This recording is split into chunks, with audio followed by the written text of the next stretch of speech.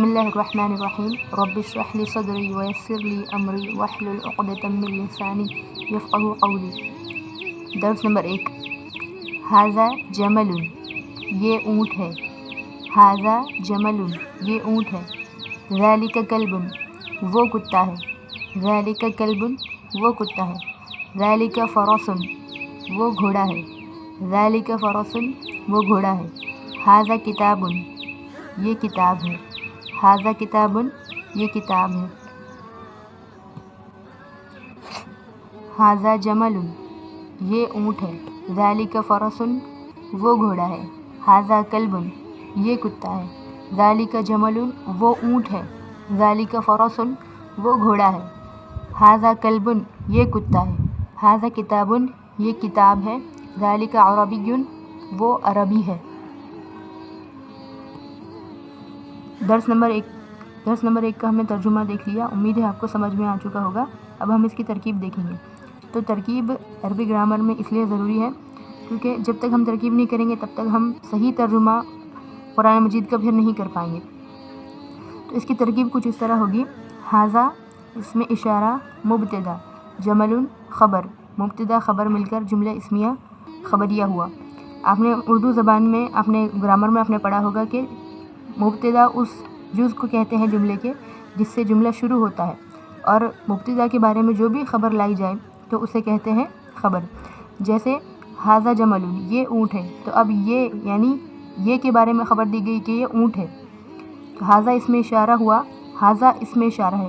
یہ ترکیب کی خاص بات یہ ہے کہ آپ کو اس درس کی جو ترکیب آپ کو کروائی جا رہی ہے اس کو آپ رٹ کر یاد کر لیجئے کیسی ہوئی، یہ ترکیب کیسے ہوئی اور اس کے پیچھے کیا وجہ ہے اس ترکیب کے ایسا ہونے کی۔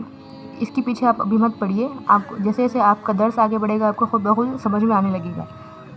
تو ھذا اسم اشارہ مبتدا، جمل خبر، مبتدا خبر مل کر جملہ اسمیہ خبریہ ہوا۔ ذالک اسم اشارہ مبتدا، کلب خبر، مبتدا خبر مل کر جملہ اسمیہ خبریہ ہوا۔ تو اب یہ بات یاد رکھیے کہ ھذا ایک لفظ ہے، ایک اسم ہے، اور ذالک ایک اسم ہے۔ ھذا ایک چیز ہے، ذالک ایک چیز ہے۔ اردو میں آپ نے دیکھا ہوگا کہ قریب کی چیز کی طرف اشارہ کرنے کے لیے ہم کہتے ہیں یہ، اور دور کی چیز کی طرف اشارہ کرنا ہو تو ہم کہتے ہیں وہ۔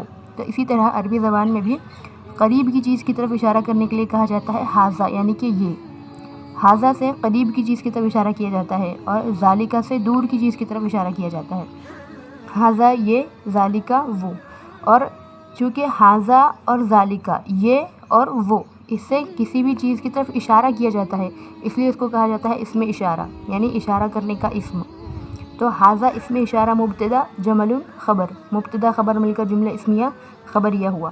ذالک اسم اشارہ مبتدا، کلب خبر، مبتدا خبر مل کر جملہ اسمیہ خبریہ ہوا۔ اب چونکہ جملے اسم سے جملہ شروع ہو رہا ہے اس لیے اسمیہ، اور چونکہ خبر دی گئی ہے اس جملے میں اس لیے خبریہ جملہ کہلائے گا، جملہ اسمیہ خبریہ ہوگا۔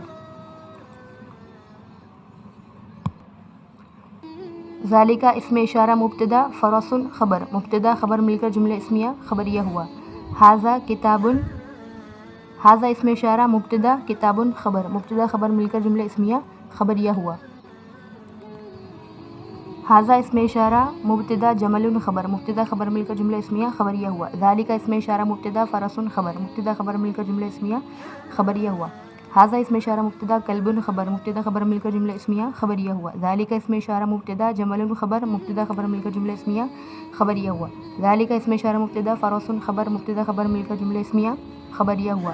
ھذا اسم اشارہ مبتدا، کلب خبر، مبتدا خبر مل کر جملہ اسمیہ خبریہ ہوا۔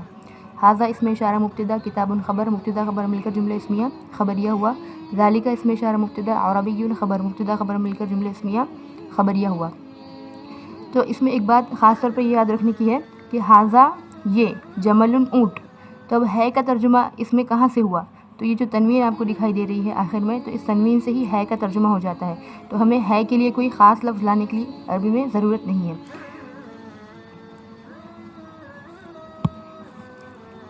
تو یہ تھا اس پہلے سبق کا ترجمہ اور اس کی ترکیب۔ تو اس ترجمہ اور ترکیب کو آپ تقریباً کم سے کم آپ 10 مرتبہ پڑھیے تو یہ آپ کا پختہ ہو جائے گا۔ اور اس میں جو الفاظ ہیں عربی کے، جیسے فرس گھوڑے کو کہا جائے گا، کلب کتے کو کہا جائے گا، جمل اونٹ کو کہیں گے، کتاب کو کتابن کہیں گے، تو یہ آپ کو اچھے سے یاد ہونا بہت ضروری ہے۔ اور اب یہاں پر مشق دی گئی ہے حل کرنے کے لیے، ترجمہ کیجیے کہہ کر، تو یہ آپ خود آپ سبق کو 10 مرتبہ پڑھیے ترکیب کے ساتھ، اور پھر اس مشق کو حل کیجیے۔ اپنی ایک کاپی بنا لیجیے، اس میں آپ چاہے تو ترکیب بھی لکھ لیجیے، اور اس کے بعد پھر یہ مشق حل کیجیے اس میں۔ انشاءاللہ جو نیکسٹ ویڈیو ہوگا اس میں آپ کو اس کے جوابات بتاؤں گی، پھر آپ تصحیح کر لیجیے آپ کی کیا غلطی آئی اور کیا آپ کا صحیح نکلا۔ اور دوسری بات یہ کہ علماء فرماتے ہیں کہ علم جو ہے وہ لکھنے سے محفوظ ہوتا ہے، تو اگر آپ واقعی میں دلچسپی رکھتے ہیں علم کو حاصل کرنے کی، تو آپ اپنی کاپی بنائیے اور کاپی میں لکھ کر اس سبق کو محنت سے پڑھیے۔ جزاکم اللہ فخیرا جزا۔